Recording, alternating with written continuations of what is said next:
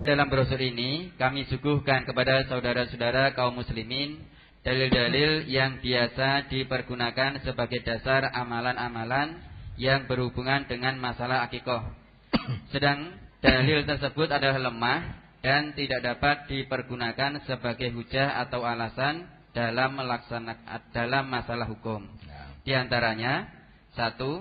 Adzan dan iqamah pada telinga bayi yang baru lahir.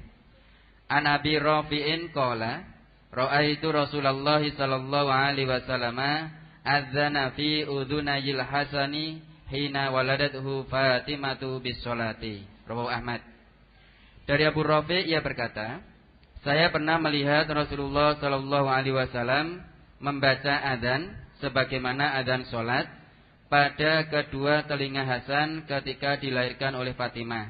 Hadis riwayat Ahmad juz 9 halaman 230 nomor 23930 dhaif karena dalam sanadnya ada perawi bernama Asim bin Ubaidillah. Keterangan hadis tersebut diriwayatkan juga oleh Hakim dan Baihaqi dan juga diriwayatkan oleh Imam Abu Dawud dan Tirmidzi dengan lafaz yang agak berbeda. Dan hadis tersebut diriwayatkan pula oleh Imam At-Tabrani sebagai berikut. An Abi Rafi'in anna Nabiyya sallallahu alaihi wasallam adzana fi udhunil Hasani wal Husaini radhiyallahu anhuma hina wulida wa amara bihi. Rawahu At-Tabrani fil Mu'jamil Kabir. Dari Abu Rafi' bahwasanya Nabi sallallahu alaihi wasallam membaca adzan pada telinga Hasan dan Husain radhiyallahu anhuma ketika keduanya dilahirkan dan beliau menyuruh yang demikian itu. Hadis riwayat Tabrani dalam Al-Mu'jamul Kabir juz 1 halaman 313 nomor 926. Hadis-hadis tersebut kesemuanya diriwayatkan melalui jalan Asim bin Ubaidillah. Tentang Asim bin Ubaidillah ini Bukhari berkata ia mungkarul hadis. Abu Zar'ah berkata, ia mungkarul hadis. Abu Hatim berkata, ia mungkarul hadis. Daruqutni berkata, ia matrukul hadis. Nasai berkata, ia dhaif. Dalam Mizanul I'tidal, juz 2 halaman 353, nomor 4056, Tahdzibut Tahdzib, juz 5 halaman 42, nomor 79.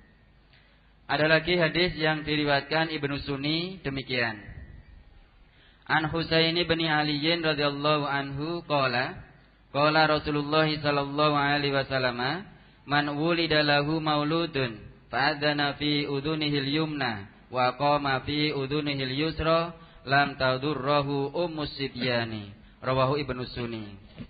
Dari Husain bin Ali radhiyallahu anhu ia berkata, Rasulullah sallallahu alaihi wasallam bersabda, barang siapa mempunyai anak yang baru dilahirkan, kemudian ia mensuarakan azan di telinga yang kanan dan iqamah pada telinga yang kiri, maka anak itu tidak diganggu oleh umusibyan, yakni sejenis syaitan.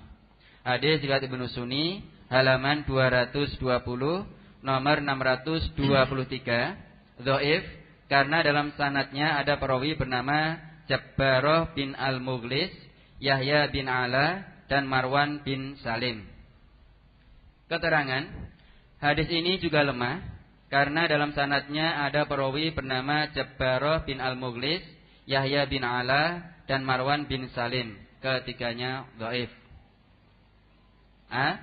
Tentang Jabbaroh bin Al-Mughlis, Al-Bazar berkata, ia banyak keliru. Daruqutni berkata, ia matruk. Bukhari berkata, hadisnya muttarib. Dalam Tahdzibut Tahdzib juz 2 halaman 50 nomor 87. Ya, kesimpulannya sama. Ya. Dari dulu ketika punya anak baru lahir pernah diadzani enggak? Ya. Diadzani kuping kanan apa kiri? Kanan diadzani, yang kiri qomati ya. Qomat itu gimana lah? Qad mati sholat itu kan? Ayo berdiri sholat. Bisa anakmu berdiri sholat? Nah, Nah, itu kan. Hadisnya ada, tapi ternyata hadis-hadis yang menerangkan mengadani dan mengkomati bayi ketika baru lahir tidak ada yang dapat dipercaya. Hadisnya dhaif. Antara lain lewat sanadnya atau perawi namanya Asim bin Ubaidillah. Di situ diterangkan Asim bin Ubaidillah itu menurut Bukhari ia mungkarul hadis, hadisnya mungkar. Ya. Juga Abu Zuhra juga mengatakan mungkarul hadis. Ya. Abu Hatim juga ia mengatakan mungkarul hadis. Daruqutni mengatakan matrukul hadis, hadisnya ditinggalkan. Nasai mengatakan lemah. Ya, lemah, hadisnya lemah. Jadi karena dibawa oleh seorang perawi yang lemah, yang mungkarul hadis, hadisnya ditinggalkan, tidak dapat dipercaya, maka hadisnya itu disebut hadis dhaif. Hadis dhaif itu hadis yang diragukan kebenarannya apa dari Nabi atau bukan, maka tidak boleh dijadikan alasan, dalil. Nyata di situ ada 2 atau 3 hadis tadi semuanya dhaif. Ya, jadi mengadani dan mengkomati bayi yang baru lahir tidak ada dalil yang sahih. Itu dalilnya aja nggak ada yang sahih. Sekarang kalau kita gunakan akal yang sehat, lebih tidak masuk akal lagi. Masa bayi baru lahir, hayya 'alas shalah, mari kita sholat. Bayi lagi lahir jak sholat itu. Hayya 'alal falah, kita cari keuntungan, cari kemenangan. Terus apa lagi udah? Itu. Sudah selesai adzan qomat. Qad qamati shalah, qad qamati shalah. Mari kita berdiri salat, kita berdiri salat. Bayi apa-apa yang iso mbok jak salat itu gimana? Nah, ternyata diteliti hadisnya dhaif. Walaupun itu banyak orang mengamalkan, tapi kalau kita dulu juga kita mengamalkan, setelah tahu, maka kalau tahu itu keliru ya ditinggalkan. Tidak saja bayi yang baru lahir yang diadani, malah ada orang mati diadani. Tahu nggak orang mati diadani? Ya, kira jam 10, anak wong adzan, oh iki mesti wong mati gitu. Ya, adzan saya mati sudah. Nanti kalau mau dikubur, sudah masukkan uang, tinggal dikubur itu dikomati dulu. Itu lebih tidak genah lagi. Lah wong mau diajak sholat terus diuruki itu ya iso tangi coba. Nah, itu kan, itu tidak ada hadis yang sahih. Walaupun banyak orang Islam yang melakukan, tapi kalau dilihat dasar hukumnya tidak ada yang sahih. Namun demikian, karena ini di majelis ilmu, yang tetap mau melakukan begitu silahkan. Yang tidak jangan dipaksa. Data kita saling menghormati. Tapi di majelis ilmu harus dikupas. Ini hadisnya sahih, katakan sahih.